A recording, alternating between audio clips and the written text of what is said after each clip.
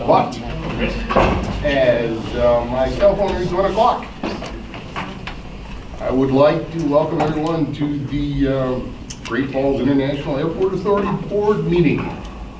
Our mission, the mission of the Great Falls International Airport Authority is to optimize transportation services and development in our region. The vision of the Great Falls International Airport Authority is to maximize the airport's benefit to our region. Welcome, and please remember that the board appreciates participation from the public. If you have comments throughout the board meeting or the work session, please stand, state your name and address, and your comments will be heard. With a quorum of the board present, I call the meeting to order. Roll call of the board members. Commissioner Lalonde. Present. Commissioner Aretz. Here. Commissioner Smith. Here. Commissioner Evans. Here. Commissioner Bakke. Present. And count. And Commissioner Hoven is here as well. Alrighty, with that, let us stand for the Pledge of Allegiance. I pledge allegiance to the flag of the United States of America and to the republic for which it stands, one nation, under God, indivisible, with liberty and justice for all.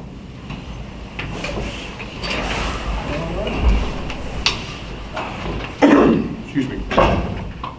The consent agenda is made up of routine day-to-day items that require board action, but do not appear to have a significant public impact. Items may be pulled from the consent agenda for separate discussion or vote by any board member. On the consent agenda today are the approval of board minutes from February 2019, payroll checks totaling $113,366.96, maintenance and operations checks for $988,201.69 for check sequence 24,526 through 24,588. Approved passenger facility charge totaling $45,000. And financial reports for February of 2019. Any items that want to be pulled from the consent agenda? I move we accept the consent agenda as stated. All right. I'll second. It has been moved and seconded. Is there any discussion associated with the consent agenda? Having heard none, let's call for a vote. All those in favor of approving the consent agenda as presented, say aye. Aye. All those opposed, nay.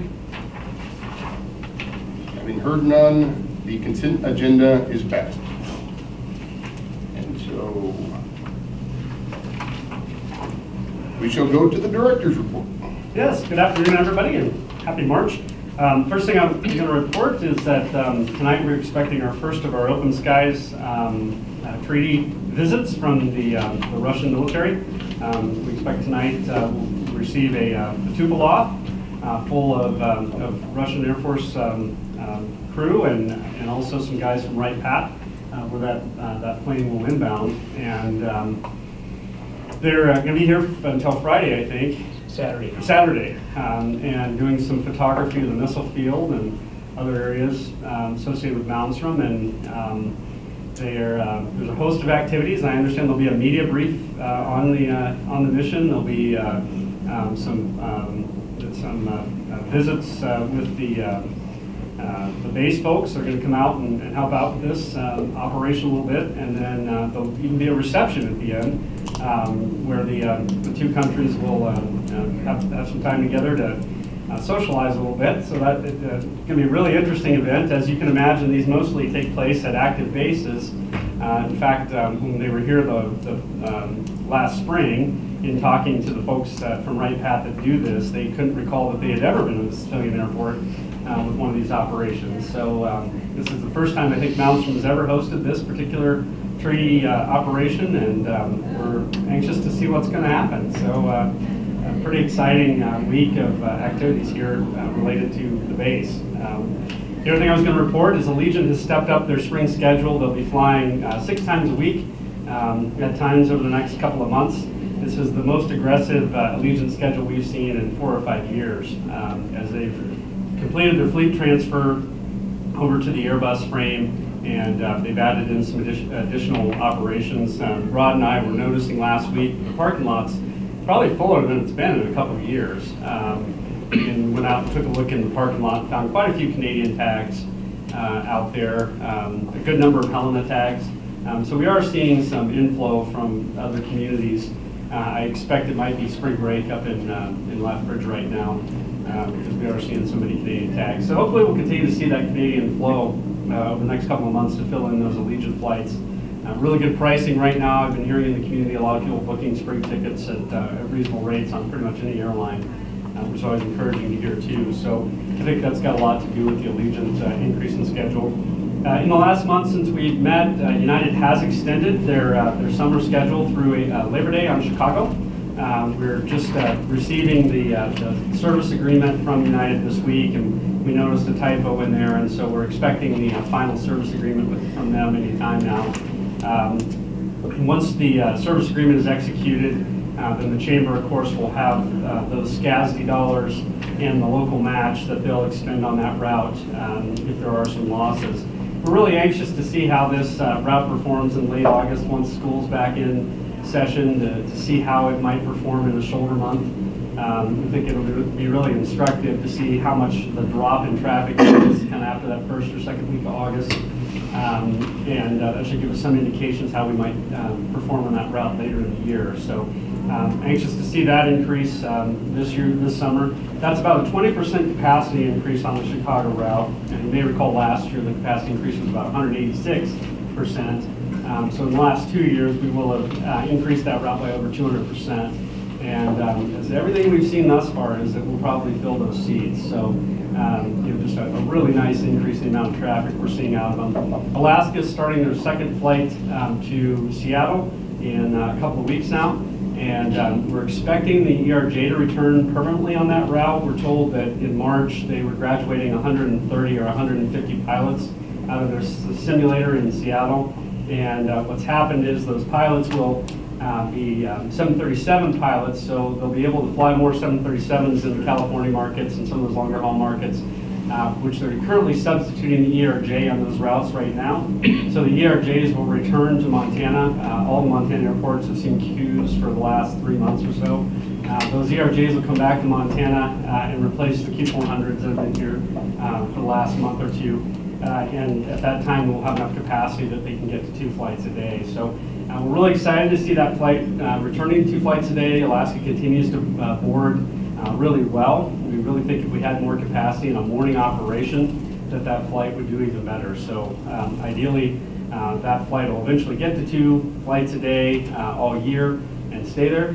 We've struggled over the last couple of years as they've had pilot shortages, and the integration of Virgin America into their schedule last year. They've struggled to keep 2 flights in our market. So we'll see it again here in a couple of weeks, and hopefully it'll be a permanent change, at least until next January, when they might pull down a few of those operations like most airlines do. But anxious to see those coming in. The Cat 3 is currently down. You may remember we were going to have some problems with the localizer once the doors were put on the new hangar down there. The FAA was convinced that there might be some signal degradation. So the doors went up last week and the Cat 3 came down. And we don't necessarily think that's caused any operational problems that we're aware of. We did have extremely low visibility in the last couple of days and some flight cancellations, but that visibility at times was at the lower limits of our minimums, even with the Cat 3. And very few airlines can fly that Cat 3 approach anyhow. So I think those cancellations likely would have happened, Rod. I mean, Yeah. jump in there, but likely would have happened with or without the Cat 3. Yeah, we were below Cat 3. We were like 600 feet visibility, 400 to 600 at times. Some pretty awful conditions there for a couple days, but Was there any actual measurement of signal degradation when the doors were up, or is this just a doors up, shut it down? It's doors up, shut it down, but the FAA does have some instruments that they're Yeah, planning to they bring did out. do some testing locally, just ground instruments, and they decided that wasn't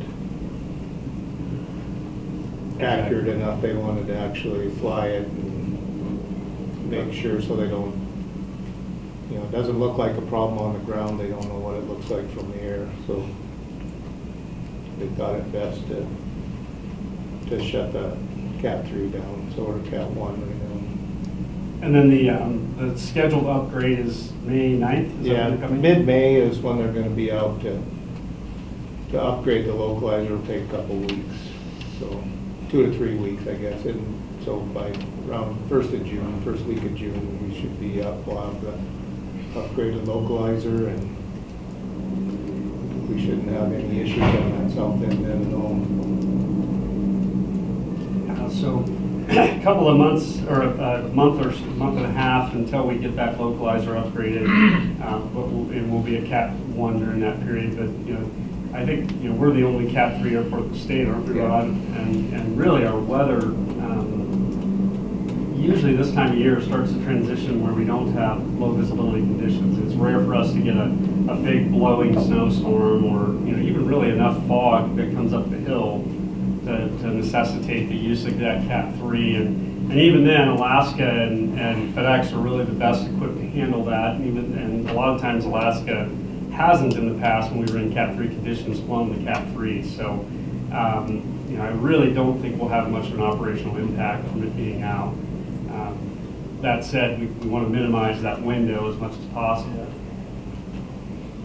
On the construction side, obviously, not a whole lot got accomplished in the last month as our project continues to be under a couple feet of snow, but I think we're getting ready to, it sounds like the crews are getting ready to get back out there. Yeah, Monday, sounds like they'll be out Monday to start some subgrade work for the slab, for the floor inside. They did come out a week or so ago, start shoveling snow off the site, so it'll dry up a little bit faster. Are we talking the big hangar or the SRE? SRE. Yeah. Yeah. And the big hangar, they're working on that. They've got the roof done. The doors are up, so they're working. Looks like electricians and plumbers are in there now. So. Probably getting ready to pour the floor here. Yeah, Yeah. got a machine to thaw the ground out inside, so they can start putting the slab pretty soon. Yeah. So, yeah, I don't know, Chris, do you know what the construction completion schedule is now for the SRE? For the SRE, Yeah. middle to end of May. Yeah, we're backed up a month and a half from where we During the originally month of thought. February. Yep. But that'll be fine. I mean, this time of year, it's less critical than when we're tearing that building apart and opening it up in the winter months. So probably a little easier for us to deal with that anyhow. So as it goes to street assessments, we met with the city last month on street assessments. Following that meeting, we did offer to vacate the airport roads over to the airport so that we would be permanently responsible for the maintenance. There's a lack of clarity around that from a legal perspective in the current agreements in exchange for recognition that street assessments can't be paid. We haven't heard anything back on that since our meeting. I think that's been about 3 weeks ago. We assume the city is waiting for an FAA decision, and hopefully that'll be forthcoming. So that's just an assumption we're guessing, because we've heard zero from Greg. Is that? We haven't gotten a reply to that offer. So I expect, they might be having discussions with the FAA that we're not aware of, and a decision could be more imminent than we expect, which I think would be good for everybody. Oakwell's now in operation for about 3 weeks. I haven't heard any negative feedback. I think, what I have heard, people enjoy the food. It seems like it's a step up in quality. It's a little higher priced than what we had before, but we're really excited about the new offerings they have. Seems like they're doing quite well. They've told us they think their sales are up substantially over where Airbus was in prior weeks. So they feel as though it's going well. You can see if you picked up one of these cups, we finally have gotten to glassware, back behind security, there's some monogrammed beer pint mugs, and also these coffee mugs, which have Rockies on them, which is the restaurant behind security. That was kind of a neat little surprise they brought in on their first day, and we have salt and pepper shakers monogrammed with Rockies. They're just really doing a nice job of trying to brand that destination back there and make it a little more of a place. Pretty excited about some of the things that they're talking about. They've already put a full-size dishwasher back there. We don't know for sure, and I don't think they know for sure what their final destination is going to look like in terms of that kitchen behind security. I think they're going to take a few months to kind of see what sells back there and what doesn't, to see if they want to pursue a hood or some type of different cooking operation. We went back there and kind of walked that area with them and come up with different options. We've got space below the current kitchen where we could have a dumbwaiter system potentially. There's the possibility of enclosing the children's play area and putting a new kitchen there, which would be immediately adjacent to the existing kitchen on the pre-security side. There's the Lazy Susan option, which they've used in a few airports, where you have almost like a bank or a mail slot that only goes one way. And so you could cook things inside the pre-security area and pass them through to the post-security area, but then nothing, you'd be prohibited from going the other way. And so, there are probably proposed some changes back there. We don't know what yet. I don't think they know what yet. But the kinds of things that we are seeing that I think are a big step forward is that Clover system that they're using, the revenue control system. They can monitor real-time sales. It's kind of a neat system, and you can see in town that when you can upload their app, and there's 10 or 11 vendors that are using that Clover system. You can accumulate points on their app, for rewards and that type of thing. It's just really, I think, a much fresher look at food in the building than what we had before. We're pretty excited about that. They painted the restaurant, if you noticed coming up, but the owner was here that Saturday after they started, and they got busy and painted the entire restaurant that Saturday. The owner literally did the painting. And so we're really excited about what they took down the beer signs. That was kind of another thing I was surprised by. They went and bought a new TV and put a big TV up there across from the bar. They really have come in and done quite a bit, I think, in 3 weeks. To make this their own and kind of step it up, and I think we'll expect more from them going forward. We have had some turnover, which we expected might happen. They've lost a few even critical folks, I think, in that operation, but they'll get them replaced, and I feel like going forward we'll have a better product. Marie and I kind of sat down with the budget for next fiscal year, which of course is July 1, and we expect at least a $10,000 increase in revenue off of those operations. About 10% increase, I think, is kind of what we budgeted right now. And that's assuming that there isn't a whole lot more buying. That's just with the current activity levels. So if the food quality is perceived as better, or people decide to buy more, that number could go up. So yeah, we're pretty excited, I think, all in all, with that new operation. I'm glad to have them in here and moving forward. I think that was a good choice. When's their first catering event? They've had it. In fact, they had one that Saturday. They had a huge wedding. It was, I think, 400 people. And they started on a Thursday, wasn't it? Yeah, they started on a Thursday overnight. In fact, I think it was Friday morning they started. So Thursday night they had to pull all their stuff out of inventory and get it all set up and start cooking their own food. And then Saturday they had a huge wedding. And so, thus far we haven't heard any complaining. I think they did a pretty good job on that. And they've had a few smaller events since then, have they not? Yeah, they had prom actually. They had several. Yeah, they had 2 proms. They had the CMR prom, which was, I don't know if you guys saw any pictures out there on Facebook. That was a madhouse. We were just full. It was crazy. With all the parents and the grand march and all that. And inadvertently came to prom because I forgot my phone cord. That was a big mistake. Probably a good night for the restaurant. The brom's upstairs. Oh my goodness. So on your revenue projection, how much is that? Is most of that 10% just attributed to price increase? It could be, it's mainly the MAG is higher, minimum guarantee, and the contract is higher. So, we don't know how they'll make up that money. I would say probably price, but the guarantee is just simply higher on the contract. We're expecting a little bit more from them, and they may exceed that. Certainly it's hard to say because they don't have exact numbers, obviously, from Air Host, but they felt like they had increased sales by, I think they said 100% in the first week over what it was the prior week. Because of course they had many of the same employees. And so, the employees kind of knew what they were selling the week prior. They felt that they had nearly doubled sales in the first week of operation. So, we haven't seen any details from them yet because we haven't even completed the first month.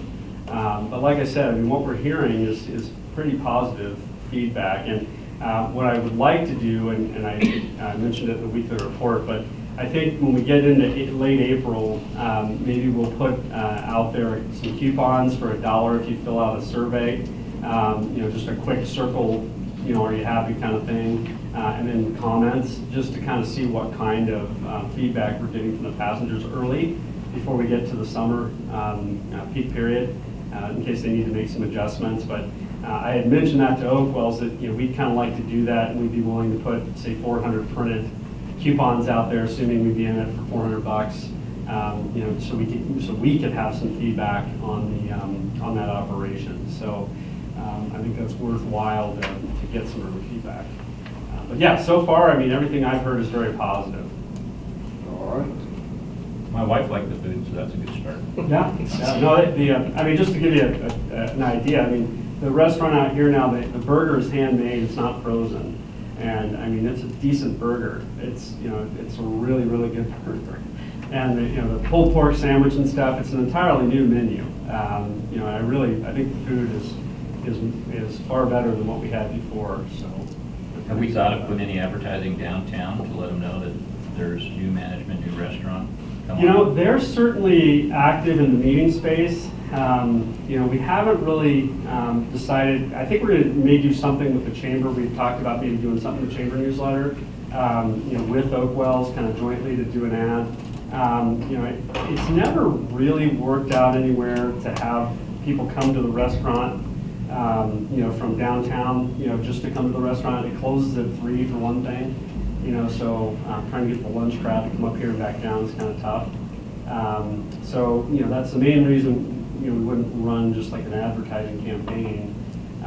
But I think as people come in and they see the new menus and even the new menu boards, they look modern. It's a good messaging system for them rather than just a menu. I think people will respond to it. And the Caribou coffee too. It's just what they're doing. So, you may remember before we had those styrofoam cups, kind of the generic ones you buy at Sam's, and now they have the branded Caribou coffee cups. So when you walk through the terminal, you see the bright blue cup, with the cup holder on it, and it's recognizable if you travel through Minneapolis a lot. Right away that's a Caribou cup. And so I just think there's a lot of quality they're bringing into that operation that we didn't have before that people will appreciate. All righty. That's all I have. Wonderful. So let's move on to the first item we have, which is the fuel farm removal. Yes, as you may recall, last year we worked with Holman Aviation to restructure that portion of the lease. Prior to that, we owned the fuel farm infrastructure, and it was operated by Holman Aviation. They went through a major capital reinvestment program to construct a state-of-the-art fuel farm, which really will take us years into the future. It's modern technology is to have them above ground with a containment pool, and that's what we have now. I think it's a terrific step forward for us in terms of the reliability of our tank farm going forward. And it's time to pull the old one out. Years ago, the big talk was always the leaking underground storage tanks, throughout the country. And in the 90s and the early 2000s, there was quite a few programs to get those removed, which I think MAG did theirs towards the end of the 90s there. And most of them did get removed at that time. We still have a couple. We have Front Range now, and then the one that Holman's no longer using. And so we'd like to get the older of the two out of the ground, which is the old Holman tank farm. We hope to construct this project this summer. We think it ideally will be a quick removal and replacement of most of the dirt. And that will be a fairly easy project to complete. If that's the case, if we have any contamination, obviously we'll have to deal with that. But we're hoping we don't. It does have a monitoring system on it. And there's been a few spills that have been remediated with the state-of-the-art types of remediations that you use now, the things you can put in the ground to clear up that fuel. So we don't expect a major issue, but we do want to get those tanks out of there. We expect it to be about $500,000. It's not eligible, we've checked, it's not eligible for any of our federal funding that's available to us, or even any state funding. We hope there might still be some, what used to be called LUST dollars, leaking underground storage tank dollars, floating around, but those programs have been taken down a number of years ago. So it'll have to come out of reserves, and the airlines will repay us for that through the landing fee.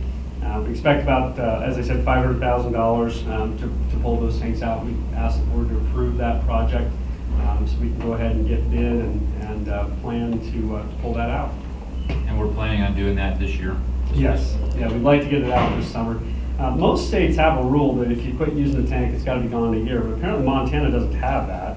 Do they have that, Dwight? I haven't checked in some years, but 12 months was 12 months, yeah. when you quit using it. That is usually the rule, and so I thought CH had looked at that and said that it didn't exist in Montana, but most places that is the rule. It'd have to be gone in a year, so we definitely want to try to get it done this summer. It's best practice either way. Yeah. What's the amortization schedule for the payback? I think we're charging the airlines over 2 years to get that charge back from them. What happens to those tanks? The surplus somewhere? They'd be recycled. They're metal tanks, and they are lined metal tanks, so there's a bladder in there, but they're not probably real reusable. I don't expect they'll come out neatly. In pieces?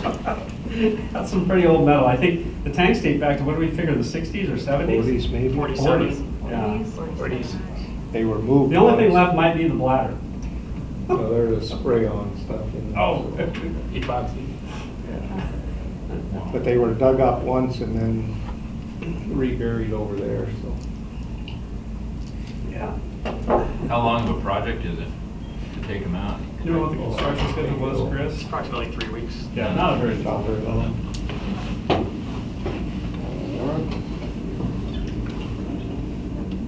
Commissioner Evans? I move that we accept the staff recommendation approving funds not to exceed $500,000 to remove the Holman no longer used tank All right. farm, tank farm. And we have a second. Excellent. So it's been first and seconded. Do we have any discussions on the removal of home and unused fuel tanks? Having heard none, I will call for a vote. All those in favor of approving staff recommendation of removal of the Holman underground storage fuel tanks that are no longer being used, say aye. Aye. All those opposed? Having heard none, the motion passes. Just for the record, aren't they Great Falls Airport Authority tanks Yes, they are. There are tanks. They're, instead of home aviation tanks? The new well, ones are our they're tanks. Great Falls Authority owned tanks named Holman aviation tanks, so that we know the difference between Holman and Front Range. Okay. So, That's nomenclature. stated. Very well verified. Well, I was thinking the same thing, and it dawned on me that the only reason to call them Holman is because they're at this end of the airport, not the other. They're actually both. They're all located in over the there, same but- area. Oh, well, then I guess I'm wrong. Yeah, but this is the home, the Front Range tanks are newer fiberglass tanks next to the Holman tanks. So we're only taking out the portion that Holman was using, which obviously we own. Yeah. Do we own the Front Range tank? We do, and as you may recall, when we amended the Front Range lease at the acquisition, which is now Great Falls Jet Center, the part of that agreement was that they will vacate their tanks by 2028. So we will discontinue the use of those tanks over the next 8 years, and they will construct their own fueling infrastructure. This is all an outgrowth of the master plan that we completed 3 or 4 years ago. One of the key strategic things we decided in that was that we no longer wanted to be part of that fueling chain where we're owning infrastructure and other people are operating it. And so we, that was a decision. Plus, we knew that the tanks were at the end of their useful life or approaching the end of their useful life and had to be replenished anyway. So it was a good time at which to make a different business decision. And so the Holman portion of the tank farm rejuvenation has been completed. The front range portion will be done over the next 8 years, and will no longer own fueling infrastructure. And we don't expect them to put a new tank farm in the same location. Most likely will be down at the other end of the. We haven't really discussed it, but yes, I would assume they're going to want to be down there. And from a practical perspective, and certainly the guards are aware of this, right now we run fuel tankers up the taxi lane, which is not the safest operation. Obviously, a truck full of fuel is a liability on the airfield, and we would really like to get that off of the taxiways. Those trucks are never road legal, or almost never road legal either, so you really can't go around. And so, we do want to get that located down in Front Range if at all possible to keep those trucks completely off the airfield unless they have to be out there for some, specific reason, like a remote fueling somewhere or a defueling, where someone gets too much fuel and has to be defueled or something like that. So, yeah, we're looking forward to the day where we're not using the taxi lane for fueling vehicles. It's just not the best course of action. Is there going to be any interruption of service or anything for Front Range while those other tanks are getting removed? I don't think so. They're not really, I don't think the two are commingled in any way, Rod. I mean, Just some electrical, yeah. but it's pretty separated. But you could probably, I don't know if we'll need a generator for any period of time while we're taking down the electrical or anything, but it seems as though we can operate them independently and keep Front Range in operation. It's probably not a bad idea to make sure Front Range is aware so they take on some extra truck fuel, just in case. Great Falls Jet Center. Yes, Great Falls Jet Center. Contractors can back over the wrong thing, or, let me get wild with the backhoe. Question. All right. We've been talking about this for years, doesn't it? It has been It has years. been years. But there's great progress being made. That's right. All right, so Moving into the let's move 21st century. forward to our second capital project, our inside roadway design. Yes, as you may recall, about 3 years ago, we did a project to renovate the terminal loop. That's what we call the terminal loop, is essentially where the sign is out there, the water tower. The water tower all the way around the terminal, and we created that new exit lane, which allowed us to incorporate the Value Park into our parking lots. And so we created the Value Park, we moved the terminal exit lane around the Value Park and created a new exit if you're just going through the terminal, or the rental cars would use that.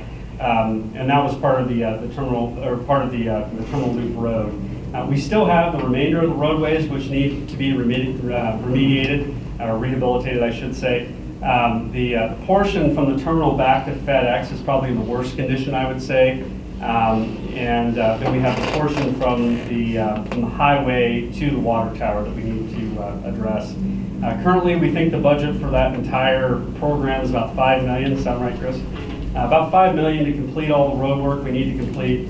Obviously, this is dependent on discussions with the city. We need to resolve sort of once and for all whose responsibility those roads are. I'm sure we can come to that agreement. I can't expect that the city would want those roadways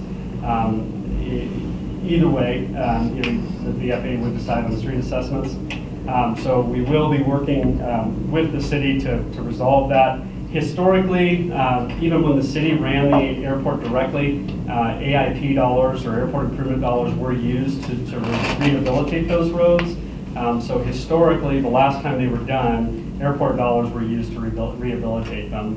We have a pretty good document path on that. So we expect that we'll end up remediating these roads, and so we'd like to get started with some design work this year. If you've been down past the terminal here, you know that intersection at Holman is very confusing. The yields seem to be counterintuitive. The angle at which those roads come together is not intuitive.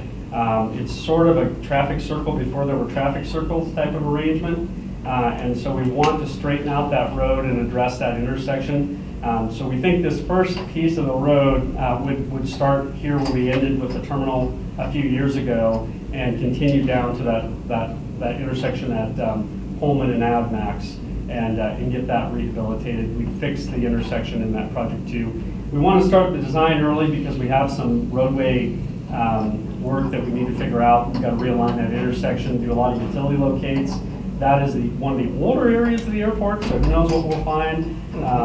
And so we want to get started on that early. And so we'd like to start a design project in this fiscal year with a budget of about $225,000 to get this project designed so that we can get it bid next year and begin construction early in 2020. Obviously, we want, as soon as we can get a grant, 2020, we want to get that done because FedEx is very dependent on that road and there aren't a lot of detour options up here on the hill, as it turns out. And so it'll have to be carefully coordinated with the tenants. And so we'd like the board to approve a budget of $225,000 for the design portion of the landside improvement project, and then we'll come back and ask for construction dollars next spring. So John, is this design funds just for that part? Just for that part? Yes. Okay. So it doesn't go all the way to FedEx? It Not just yet. goes to the corner? This will be cut into 3 phases. To get that $5 million done, we're going to have to cut them into 3 different projects and kind of do it piece by piece by piece.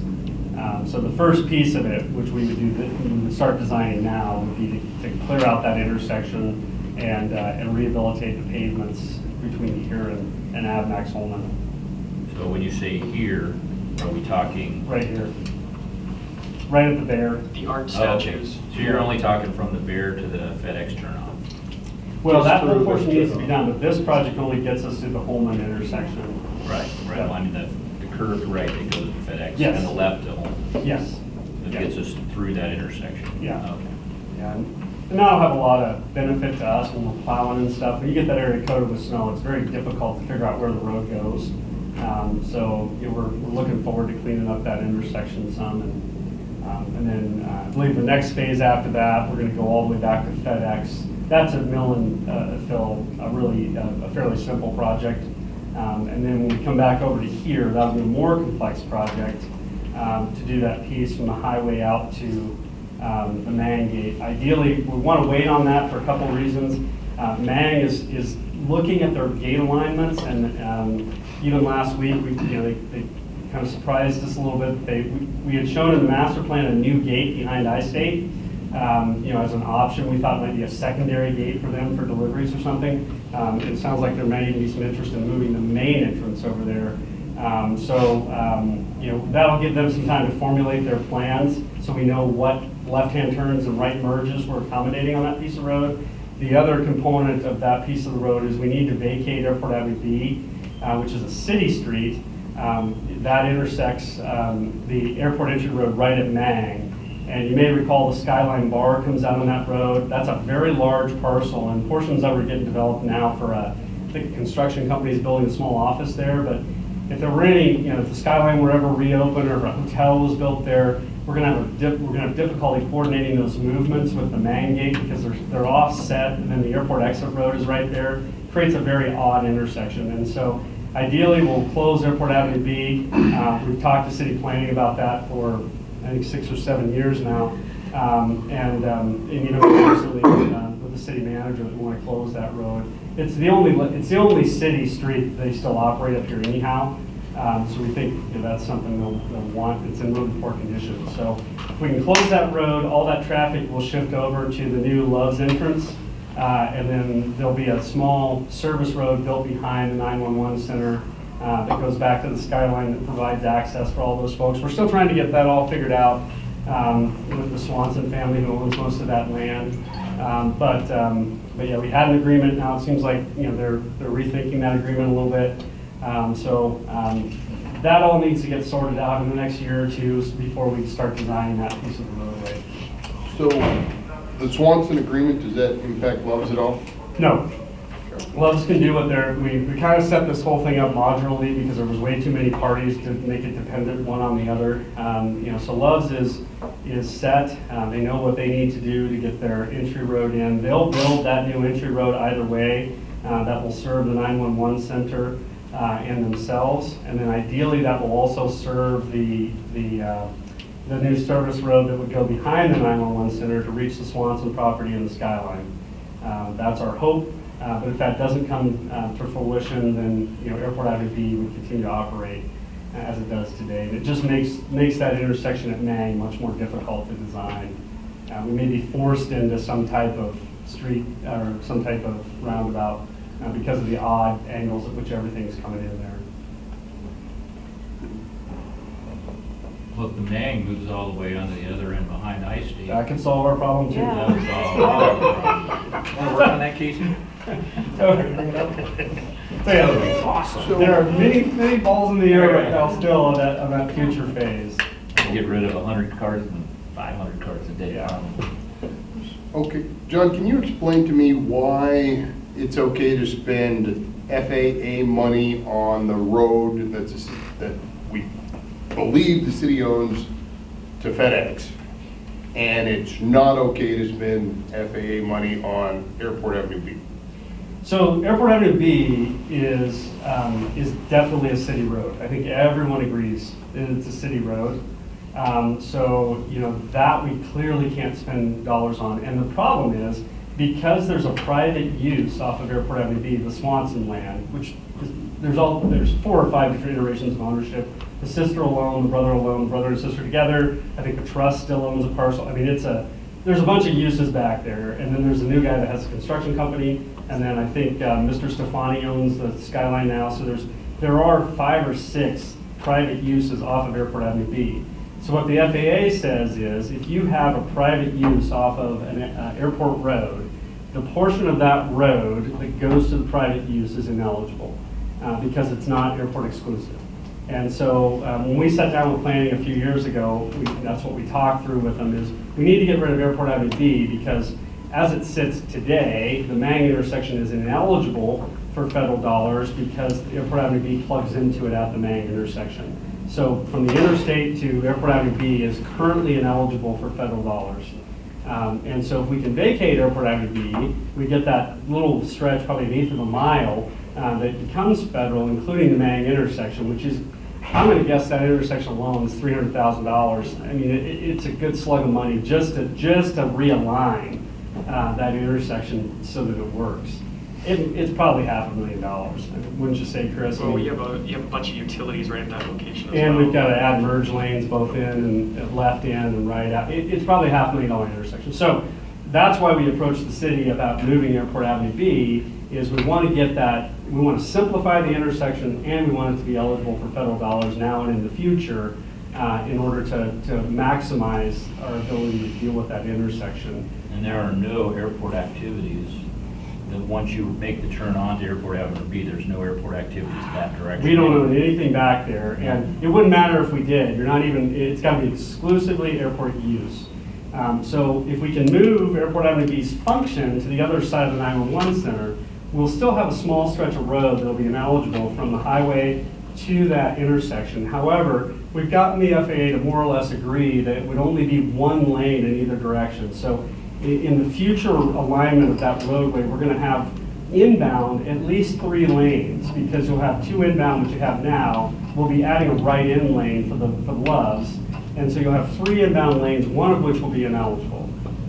So it's a small stretch of that project will be ineligible. On the outbound lane, you'll have your left coming out, and that left lane is likely to be ineligible. We'll have 2 lanes exiting, in the future. So one of those 2 lanes will be ineligible, for federal dollars. So we'll still have some ineligibility, but there's no way we can avoid it because the highway department isn't going to give the Swansons their own exit. So there's really nothing we can do. And we pointed this out to the FAA. They didn't used to interpret the guidelines this strictly. So along the way, over the next 3 years, while we're getting ready for this project, at some point we'll probably go back to DC and try to talk the FAA into, look, it's all but a couple of cars is airport traffic. The 911 center is on airport land, so we can count that. The Hertz building is owned by Hertz. However, it's airport-related traffic, so we think that passes the smell test. The only thing that really would be non-airport is the Swanson use of the property, which today is minimal. It's basically the lady. There'll be a new construction company back there, which will still be minimal. I think it's a one-man shop. Now, if Skyline ever reopens or a hotel is built back there, obviously that's a lot of traffic. But we could probably even get the FAA to go along with the hotel, though, because you could say, well, yes, it's not airport property, and yes, it's not exclusive, but the primary function of the hotel is really related to the airport. I mean, most people that stay there would be associated with the airport. Where's the property line on the bluff from the road? Is it some down the bottom of the hill? The airport property line? So it's hard to see, but certainly you can come up here if you like. So almost all of the airport property the airport property goes almost all the way to the old highway. So as you're coming in, if you look down the road, you can see the old pavement scar, and about 20 feet on the airport side of that scar is the property line. And so Love's is purchasing from the Swanson family, I think, pretty much everything back to the interstate right away. So as part of their transaction, they're going to be buying, I think it's 2 or 3 acres, aren't they? I think it's 2 or 3 acres that they're purchasing. So it'll be airport property for the most of this Love's development, and then they'll be purchasing this piece back in here.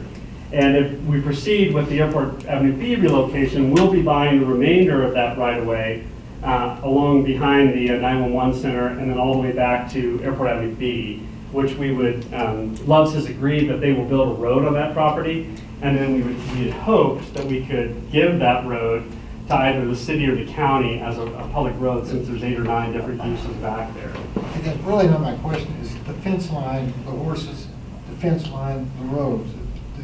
Is the fence line the property, the airport property? Well, now you're talking about further up, though. The fence line is up on the other side of the Hertz building. Yeah, I think the fence line is pretty close to the property line. Yeah, that just goes over the hill. Those horses, when they're along the fence, are on technically airport property, but it just goes over the hill. So we have no Couple feet. responsibility on the other side of the fence at all? Very limited. I mean, it's 15 feet or something, I think. Yeah, where the it property goes line- over the edge a little ways, but Yeah. it's not much, and it's all Yeah, around build a big fence on the hillside. edge. Over the edge. So is there a groundbreaking date for Love's yet?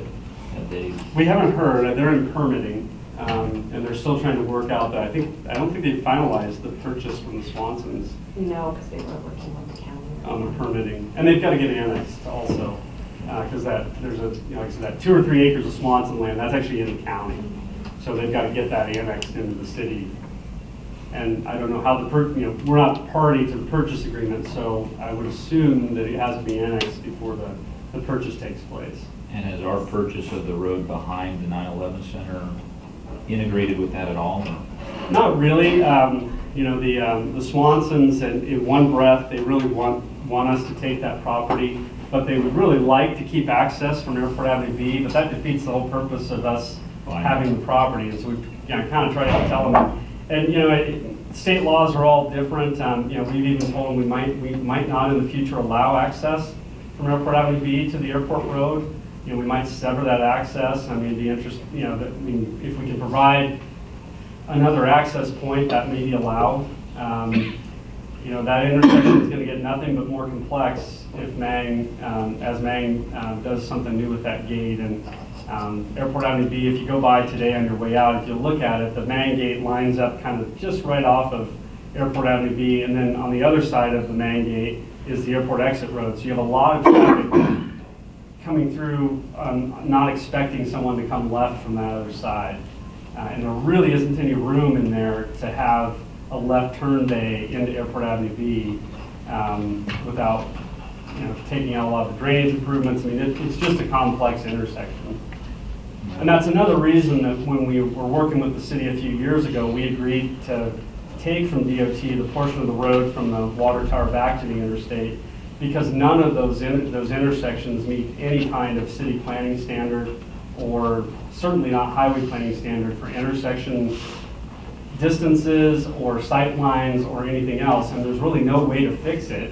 You know, so it's easier for us to have our engineers design the safest solution we can get than to try and pound those roads into a city planning standard that was, you know, came after these roads were put, the entrances were built, they were put. Yeah. So John, thinking back to your earlier comments, then that was relatively recent news that they might move everything.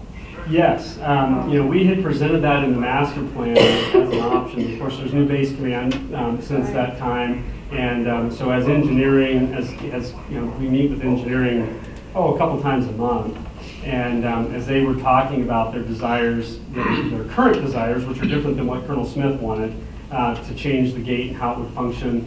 Some of the things they said, you know, brought to mind our master plan to have a secondary entrance, and so I think I mentioned it to them 2 months ago or so. When we met this month, they'd already done a little bit of work on that and liked the idea. So it's still in the very conceptual stages. Do they have a timeline? I mean, when they would? Yeah, I mean, initially they were supposed to be doing that road by now, or doing the gate changes by now, but now they're really focused on getting the ramp expanded. And so I think until that gets done, probably the gate won't be addressed. So I'd say probably 3 years, you know, really before they would have an idea what they want to do with the gate. And that'll coincide pretty well with the timeline for us to design that portion of the road. If you think about it, Love's is going to cut that road all up this summer, you know, and so we're going to have a bunch of changes to it. There's going to be utility work that goes under it, most likely. We're going to do some things to it. We'll have a year to operate that way to see how the traffic flows are managing that new use, and then the following year we would be ready to address that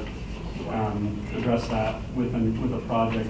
If everything goes faster, we can flip the portion of the road from the Holman intersection to FedEx with the entry road and do them in the opposite order. We're just trying to put some space in there so that we have time to figure out everything that needs to be figured out on that roadway, which is still pretty complex. All right, do I have a motion on the design?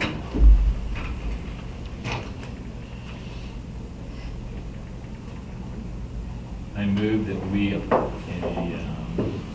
approve the staff recommendation for approving funds not to exceed $225,000 for the design of the landside improvement project stated above, between the terminal and the FedEx turnoff to the home building. All right. I have a motion. Do I have a second? I'll second it. Thank you. We have a motion. We have a second. Is there any additional discussion? All righty. All those in favor of accepting staff recommendation to fund funds not to exceed $225,000 for design of a landside improvement project, say aye. Aye. Those opposed, say nay. The motion passes. We have no other items on the agenda. Any Airport Authority Board comments? Commissioner Lalonde? No, sir. Commissioner Russ? Mr. Smith? Commissioner Evans? Commissioner Hockey? No. I have no comments as well. Do we have any public comment? Commissioner Moe? Yes, Mary Moe, liaison to the airport from the City Commission. Just a couple of comments to clarify some comments made in the director's report. To my knowledge, there has been no further communication between the city and the FAA. And also, we as city commissioners, at least Owen and I, have expressed interest in ceding all authority for this particular area But we had requested an additional meeting with you and Tony and the director to do that, and it's our understanding that that request was declined. So we're just, holding that in mind. Okay. Thank you, Commissioner Moe. Any other public comments? All right, I'm going to call this meeting adjourned in 5 minutes, and we'll start the work session at 1 o'clock. Go figure that clock. No, you're calling it. You're Yeah, talking that's what I'm to thinking. I can know. Old email. The first one's kind of broad. You settling down back there? No, not yet. Never Which done. one's counting? What's that? So, let's go down to Pacific.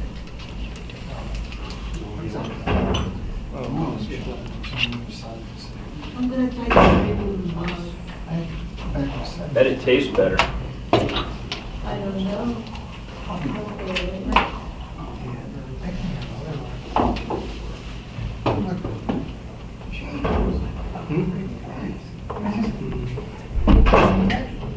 Well, I'm not. 3 to 5, yeah.